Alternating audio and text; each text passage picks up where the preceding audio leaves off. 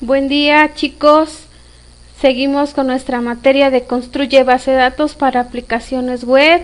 Les saluda la maestra Eli, esperando que se encuentren muy bien en sus casas. Bien, para cerrar ya lo que es la teoría, vamos a ver lo que es la integridad de las bases de datos. Con respecto a la integridad de las bases de datos, contamos con tres tipos de integridad. Es la integridad de entidad, integridad referencial e integridad de dominio. Vamos a ver cada una de ellas. Iniciamos con lo que sería la integridad de entidad. ¿Qué es la integridad de entidad? Bueno, más que nada son unas pequeñas reglas que nosotros debemos de conocer para elaborar nuestras bases de datos.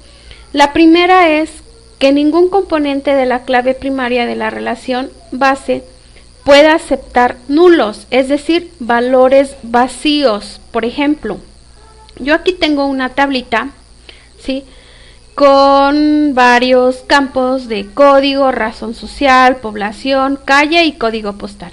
Todas están llenas. Por ejemplo, en código yo tengo de A1 a A4.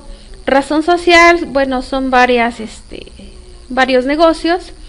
Poblaciones, manejamos Tepeaca y manejamos Puebla, con sus respectivas calles en ese campo y sus códigos postales. Pues resulta que para Panadería Dian, que está en Puebla, en la calle Reforma, no tenemos un código postal de referencia. Entonces, eso no puede existir en nuestras tablas, y mucho menos que ese error fuera en una clave primaria. En este caso yo no estoy manejando claves primarias, pero suponiendo que código fuera una clave primaria, imagínense que yo no colocara, por ejemplo, de esa misma panadería su código A2.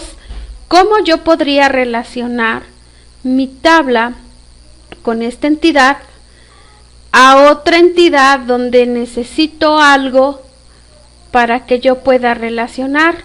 Sería casi imposible. Bien, eso no puede existir, ¿sale? Bien, otro caso que podemos tener dentro de lo que es la integridad de entidades es que las entidades en el mundo real son distinguibles, es decir, podemos tener personas. ¿Por qué? ¿Y por qué son distinguibles? Bueno, cada persona, desde que nacemos tenemos CURP, nos dan un nombre, apellidos, ya nacemos con un género, ¿sí?, y tendríamos lo que vendría siendo la edad. Todos, aunque no queramos, tenemos CURP, nombre, apellidos, un género, porque ya nacemos así, y una edad que también desde a partir que nacemos empieza el conteo, ¿sale? Eso todos los tenemos. También podemos tener entidades como animales. Por ejemplo, los que se dedican a veterinaria, a lo mejor por ellos es más importante. Entonces, supongamos que en una entidad perros, ¿sí?, cada perrito tiene un nombre, tiene una raza, aunque sea callejero, pero tiene un color y tiene dueño. Y volvamos, si es callejero, puede tener un dueño, pero de que tiene o va a tener, lo va a tener, o incluso lo tuvo, ¿sale? Bien, y también podemos tener objetos. ¿Qué son esos objetos? Bueno, por ejemplo, un automóvil. Un automóvil tiene el número de chasis, una matrícula, un propietario, una marca, un modelo, etcétera, ¿sí? Entonces le podemos ahí poner los atributos que nosotros queramos a cada persona, animal o cosa, que se convierte en un campo para ser llenado con los registros. Bien, otro aspecto importante que nosotros debemos de tener, ¿sí?, es que las claves primarias realizan una identificación única en el modelo relacional y en cualquier otro, o sea, debe ser única esa identificación con respecto a las claves primarias, ¿sí?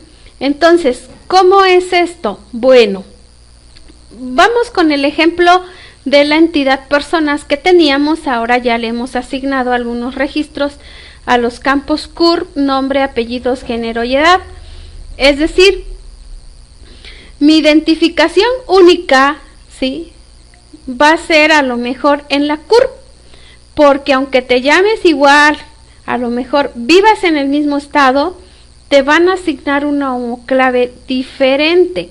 Yo aquí no tengo el formato de CURP como tal para no entrar en detalles, pero supongamos que tengo 4 A's, 1, 2, 3, 4, 5, así 4 B's y del 1 al 5, y C del 1 al 5, D del 1 al 5, pero todas se rigen por una misma estructura. ¿Cambian los datos? Sí cambian, pero la estructura de CURP es la misma, ¿sí? Entonces, me estoy identificando que ahí exclusivamente va a ir ese formato que componen las CURP. Con respecto al nombre, bueno, yo ya sé que en el nombre tenga 1, tenga 2, tenga 3, los que yo tenga exclusivamente van a ir nombres dentro del campo nombre. Al igual en apellidos, ¿sí?, yo tengo ahí ya los apellidos de cada persona y exclusivamente va a ser para apellidos, ¿sí? Esa va a ser su función. Con respecto a género, igual, no hay de otra, o es hombre o es mujer, ¿sí? No te va a aceptar a lo mejor alguna dirección, algún número telefónico, no, es exclusivamente para el género de cada persona. Y la edad, ahí también, a lo mejor no me acepta otros rangos de edad. Por ejemplo, yo no puedo tener una edad negativa, ¿sí? Eso no puede ser, ¿sí? Entonces tienen que ser números positivos, puesto que nuestra edad es desde nuestro año 0, pero aún así nos cuentan ya los meses cuando somos pequeños, y así progresivamente siguen con los años. Entonces las claves primarias realizan una identificación única en el modelo relacional. Bien, entonces, otra cosita, si se fijan ustedes en lo que vendrían siendo los campos CUR, nombre, apellidos, género, edad, estoy colocando minúsculas. Recuerden que en programación distinguimos de mayúsculas, minúsculas, si existen espacios en blanco. Eso no es correcto para los identificadores. Entonces, por allí más adelante ya han visto que yo coloco el guión bajo para separar las palabras y evitar confundir una palabra con la otra o decir, ay, ¿qué dice ahí? No, simplemente es por regla de identificadores que yo no puedo dejar espacios en blanco ni tampoco puedo empezar con números. Bueno, estas reglas ustedes ya se las deben saber muy bien, puesto que ya han llevado varias asignaturas con esas características. Entonces es por ello que en los registros yo ya tengo acentos, espacios en blanco, porque ahí simplemente es el llenado de la información, ya no es un identificador, son los datos que yo voy a ir proporcionando a la tabla. Bien, continuamos. Bien, también nos dice que una entidad sin identidad, es decir, con valores desconocidos, es una contradicción, y es cierto. ¿Para qué creo una entidad si desconozco los valores y no la voy a llenar? Mejor no la hago, porque para que esté vacía no tiene caso, ¿sí? Entonces, por ejemplo, eso se da con algo así. Continuamos con nuestra tablita de personas y si se fijan ahí hasta les remarqué esa fila, dice null, null, null, null, null, ¿sale? Entonces quiere decir que esos valores son nulos o son vacíos, o más bien no tienen identidad. Si es así, pues ¿para qué desgasto mi base de datos en esa tablita si a la final no voy a colocar información? Entonces eso pues es un errorcito y ya no vendría siendo una integridad de entidad, ¿sale? Bien, continuamos. Vamos ahora con lo que es la integridad, pero de dominio. Y para ello ustedes me van a decir, bueno, ¿y qué es un dominio? un dominio no es nada más que un conjunto de valores, es decir, todo lo que constituye nuestra tablita, los valores que yo le estoy dando a esa tablita. Y para ello dice que a cada atributo está asociado un dominio de valores posibles. ¿Y cuál es ese dominio de valores posibles? Bueno, que toda mi tablita, por ejemplo, en el caso de ustedes que son alumnos, a nosotros nos interesa, por ejemplo, a mí como maestro, cuál es tu número de lista, tu número de control, tu nombre, de qué semestre eres y de qué especialidad. En mi caso, como ustedes son programadores y yo doy la especialidad en programación, pues a mí no me va a interesar un chico que vaya en la especialidad de contabilidad o de mecánica, que es el caso de nuestro plantel. Entonces, si ustedes se fijan, ¿sí?, en mi número de lista es progresivo. El número de control de ustedes, si no se han dado cuenta, también es progresivo, ¿sale? Y les asignamos ahí, bueno, ustedes ya llevan un nombre y se les asigna en las tablas, ¿sí?, algún nombre. Aquí, para hacerlo más rápido, yo no les puse apellido, me fui con puros nombres. Pero son de quinto y son de programación todos. Entonces, aquí ya llevamos algo asociativo. ¿Qué es asociativo? Que en el número de lista yo no voy a revolver y poner ahí un nombre o la especialidad, no, es exclusivo para el número de lista. El número de control es exclusivo para el número de control, el nombre exclusivo para sus nombres, el semestre también es exclusivo para semestres y siempre va a ser primero, tercero, quinto o segundo, cuarto, sexto. Y la especialidad no puedo poner la que sea, nada más mis 3 especialidades, que es programación, contabilidad y mecánica, nada más. Ese es el dominio de valores, es decir, un rango ya establecido de qué es lo que yo puedo almacenar y qué es lo que no voy a poder almacenar. ¿Sale? Bien, seguimos con la integridad de dominio y también me dice que los límites de dominio son la forma más elemental de restricciones de integridad. ¿Sí? ¿Qué quiere decir con eso? Bueno, nos dice que podemos nosotros con esos dominios, ¿sí?, como ya tenemos de cierta forma algún rango, alguna determinación de valores que van a ir en esos campos, yo ya estoy estableciendo, ¿sí?, y más bien estoy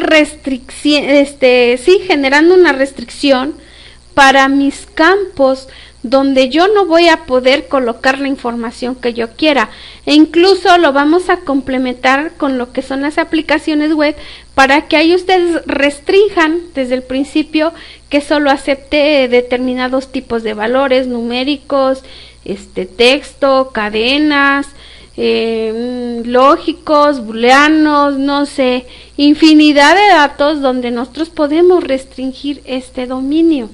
¿Sí? ¿Se puede restringir desde la base de datos? Sí, sí se puede. ¿Sí? Entonces tendremos que combinar nuestros conocimientos para sacar adelante esta integridad de entidad, de dominio, ¿sale? Que es lo que vamos aprendiendo hasta ahora. Bien, nos dice también que estos límites de dominio, ¿sí?, son una forma elemental de restricciones de identidad. ¿Por qué? Bueno, yo ya sé, les vuelvo a repetir, en mi número de lista voy a ir de manera progresiva, así lo identifico.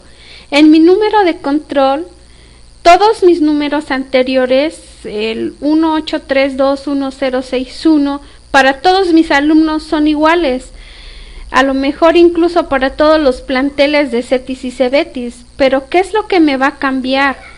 Si se fijan ahí, hasta en rojo se los marqué, el número de plantel que los hace ser únicos al dominio, que en este caso sería pues el CETIS 151, que les da el dominio a ese número de control. Si yo le omito ese 151 y me sigo derecho, pues quién sabe a qué institución estarían perteneciendo, o ni siquiera son de alguna institución. Entonces, ese es un dominio que yo, programador, estoy estableciendo para identificar a mis alumnos del CETIS. En el nombre pues no hay problema, porque puedo tener inclusive en los grupos varias personas con el mismo nombre, a veces hasta el apellido se parece o es el mismo, ¿sí? Entonces, en el semestre ya sé que esos alumnos que compongan esa tabla, todos van a ser del mismo semestre, ¿sale? Entonces así yo puedo restringir esa integridad de dominio. Bien, ahora vamos con la última, que es la integridad referencial. Bien, ¿qué es eso? Bueno, me dice que la base de datos no debe contener valores de clave ajena, sin concordancia. ¿Qué quiere decir esto? Que no puede contener, ¿sí?, una clave ajena si antes no fue clave primaria. Aquí les tengo un ejemplo. Tengo 3 entidades: clientes, productos y ventas. Esas 3 yo sé que están relacionadas. Forzosamente un cliente necesita de productos, y para vender pues necesito productos también. Y pues los productos, si los tengo ahí, pues no creo que sean de adorno, los tengo que vender a los clientes. Bien, ¿qué es esto? Bueno, si ustedes se fijan, yo tengo ahí mi número del cliente, que es mi clave primaria de clientes. Pero si yo la jalo hacia mi entidad ventas, ¿sí?, se hace una clave foránea, es decir, una clave que viene de afuera, ¿sí?, que viene de afuera para que yo pueda, no sé, identificar esa venta para con mis productos, ¿sí? Y a la vez en productos de mi clave primaria, ¿sí?, también llega a ventas, ¿sí?, como clave foránea. Esa es la única diferencia, chicos. Eso es lo único, ¿va? Ok, bien. Entonces, les digo, pues muchas gracias por su atención prestada, chicos. Síganse cuidando en casa y nos vemos la próxima clase.